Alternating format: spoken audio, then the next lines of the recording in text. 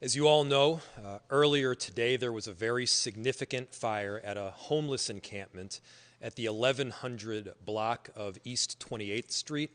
Our firefighters immediately responded to the incident. They were able to both put out the fire as well as prevent it from expanding. We've also set up our enterprise-wide emergency response team and make sure that we're fully coordinated in responding to this particular incident. Our firefighters, our police officers, all of our first responders did an incredible job, first to make sure that there were no fatalities. Secondly, to prevent any form of injury and protect property. Although there were a few minor injuries, for the most part, everyone is safe. That, at the end of the day, is the most important thing. You're going to be able to get a more extensive and detailed update shortly here from Chief Tyner. But I want to extend my deepest thanks and gratitude to our entire Office of Community Safety, headed up by our Commissioner and inclusive of everything to police, from police to fire. They did an amazing job here, and they were able to get people off the property, which was a very tenuous and difficult situation. I'll also note that both our enterprise and I has had deep concerns about the prevalence and size of these homeless encampments. When you combine open flame with all sorts of flammable materials, including propane, it makes for an extremely dangerous situation that can, at times, result in something like what we saw today. Now, there's an investigation that is happening. It is still an active site, and so we do not know the underlying cause of this particular fire. But what I can tell you is that homeless encampments, especially of this size, are neither safe for the people living there, nor are they safe for the residents in buildings surrounding the homeless encampment itself. The firefighters were able to prevent the fire from spreading to the adjacent buildings. Although there was some property damage, it wasn't nearly as extensive as it could have been without their incredible work. And so again, we all owe our thanks to them. They've been able to save lives, protect property. That's exactly what they're here to do. And so with that, I'll turn it over to Chief Tyner to provide more of a detailed update. Good afternoon, everyone. We received a call about 12 o'clock this afternoon, 12:07 to be exact, to respond to 1105 East 28th Street, which was the site of an encampment there. When we arrived, the encampment was fully in flames. Crews responded quickly and started to put out the flames and put out the fire. It eventually went to a second alarm for additional personnel, and once we got everyone evacuated from the site, fire crews worked to protect the adjacent structures. We were able to protect the adjacent structures and keep any fire from getting into any of the houses that surrounded the property. However, there was some minor damage to the siding on two of the structures. The fire is now out. Crews have put out the hot spots. At this point, we've only had reports of 2 injuries. Both of those were taken a look at on the site and treated on the site. One was minor burns on the hand. Another one was for smoke inhalation. We don't know if any of those people were actually transported to the hospital. As for the people who were living in the encampment, we did call Red Cross to respond to assist those people in finding shelter. We also had Metro Transit provide a bus to provide a warming station for those residents. As far as the investigation on the cause of the fire, the mayor did mention that is still ongoing, and so we don't have a cause determined at this time. And with that, I will pass it on to our COO. Margaret Anderson Kelliher, City Operations Officer, City of Minneapolis. And like the chief said, first and foremost, and the mayor said, we are very happy that there were no fatalities here. I mean, this is a very dangerous situation and no serious injuries. To offer support, you heard Metro Transit was on site right away with a bus that was available for warming. We also have our homeless response team, a member of our homeless response team at the site. Hennepin County's team is at the site right now. Avivo is at the site. A number of other community partners are at the site, offering support to those who are living at this encampment. Our plan forward is to continue to partner with those community partners and our own homeless response team. We also will be fencing this site and removing the porta potties today. We are going to engage with an environmental testing firm to test the soil at this site after we clean it. Likely tomorrow, Public Works will be taking the debris out. It's important for us that this is not the best way for people who are in need to be living in an outdoor space, but we also recognize that we have an obligation to offer support, and so we are doing that. I think that we are open to questions at this point, and any one of us could take those questions, so thank you. We believe that about 50 people were living at the site. We don't know that. The encampment organizers did work with fire to evacuate the site as quickly as possible, and we are grateful for their work as well. For Mayor Frey, or for anybody, but obviously this encampment just keeps moving. What's your long-term solution to break this cycle of the encampment continuing to move to different locations?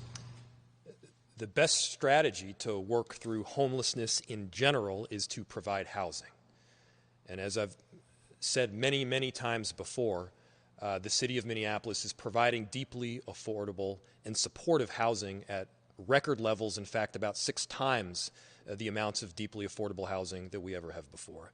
Now, traditionally speaking, the city is really involved in 2 tasks as it relates to homelessness, and I'm generalizing here significantly. We subsidize deeply affordable housing, and we enforce the law.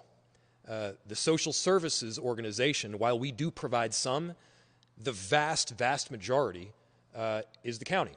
And we partner with the county to make sure that people get the necessary services that they need.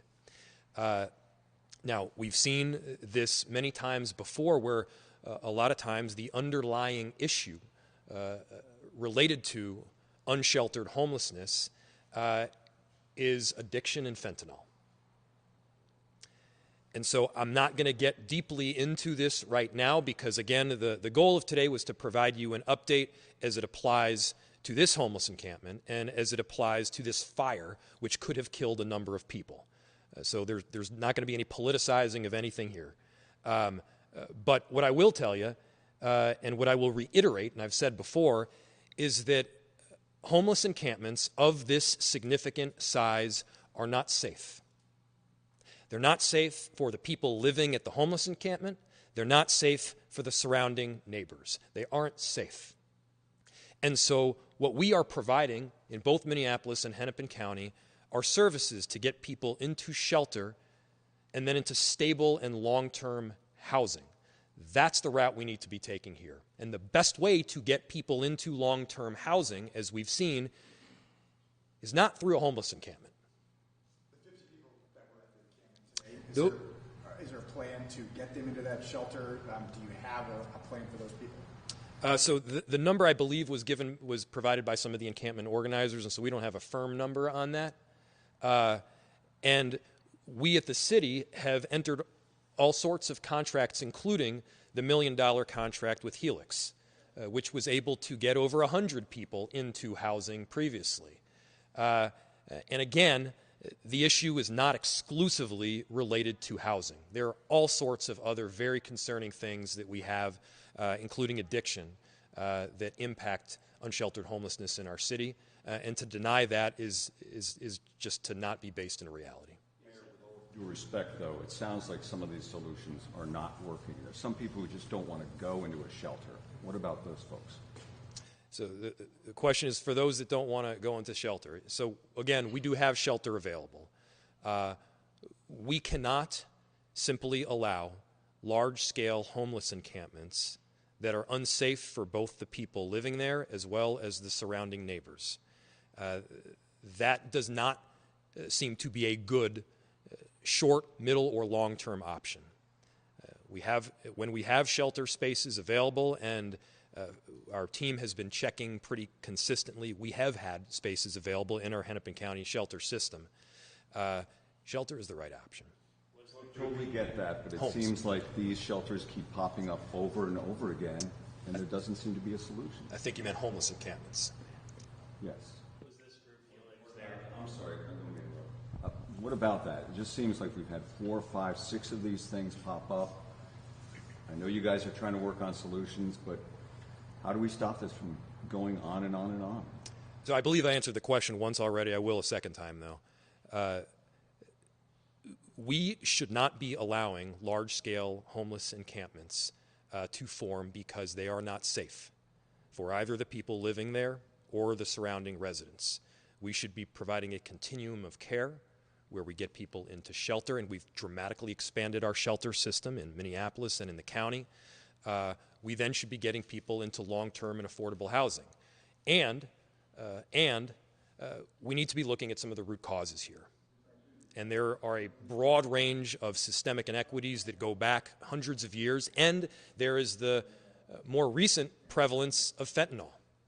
Fentanyl is a drug that takes a hold of people like nothing we've ever seen before. But again, I want to make clear, today is not about getting into that. I appreciate the question, and you're right to point it out. And we've got a system in place that transitions people from shelter to long-term and stable housing. We've spent millions of dollars on contracts with a culturally sensitive lens to make sure that people are successfully transitioned. It is working, and by the way, it's not an issue that the city can deal with exclusively. That's why we've got partners. We aren't the social service entity. We subsidize housing. We enforce the law. We've got an extraordinary health department that does wonderful work, and we've got first responders. But we don't have the full-on social services arm. Was that group Felix there today, and did you hear anything from them if they were reaching out to their... I don't have the information whether Helix was there, but I know AICDC, Mike Gozzi's group was there on site, Agate was on site, Avivo's on site, as well as Hennepin County, our street outreach team, and the Red Cross is coming, who can offer immediate vouchers for a period of time in an emergency like this. So there is a lot of support on site for the residents of this camp. You mentioned that they were there, but how many people did they actually make contact with? Because oftentimes folks scatter. Yeah, well, so you can imagine this is a fast-moving situation. We have been very focused on the public safety aspects of this at this moment, and so we will have to get back to you on that from our reports of folks on the ground. Did you say how long? I was just there. I came later, but I just saw a few firefighters there kind of doing mop-up. There's more. I mean, Red Cross is mobilizing to go there now. Our street outreach person's been there for quite a while, so it's a single person talking to people. How has that partnership been with Helix? Do you have any updates on it? I don't have an update today other than, we know that they have been able to house over 100 people with low barrier housing. I mean, that's one of the important parts of their model, culturally specific in terms of making sure that the supports they are providing are culturally specific. They are a growing organization, and we hope that they can continue to expand their capacity. We have time for one more question, and then there will be a press release that is circulated after this. I have a question for whoever, maybe it's Chief, maybe it's the flammability of that. We saw a number of yurts with chimneys, fires. We saw a lot of propane tanks. We could hear them in some of the video that was posted. What was that situation like there, flammability? I mean, it spread quickly. Yeah, it was a very dangerous situation. Whenever you have that many flammable materials next to open flames, next to propane tanks, and that close of proximity, it makes a very dangerous situation. And what we saw today is kind of our worst fear when you have that situation. So, it's something that we look for. It's something that we try to avoid. We try to keep those areas as safe as possible. But the truth is that they're never really safe. So, how quickly did it spread from a fire beginning to just the whole camp on fire? Is there any way to quantify that? I mean, the camp was pretty much on fire when we got there. So we didn't see it from the beginning to the end, but I can only imagine, given the materials involved, plastics burned pretty quickly. It spread really quickly, really quickly. This is the last question. I got How long did it take you to put it out? It didn't take very long to put it out. I want to say it took 30 minutes, 40 minutes. Help me out. The IC's right behind it. About 30 minutes. Did we get lucky today? What if we had winds from yesterday today? Could the whole block have gone down?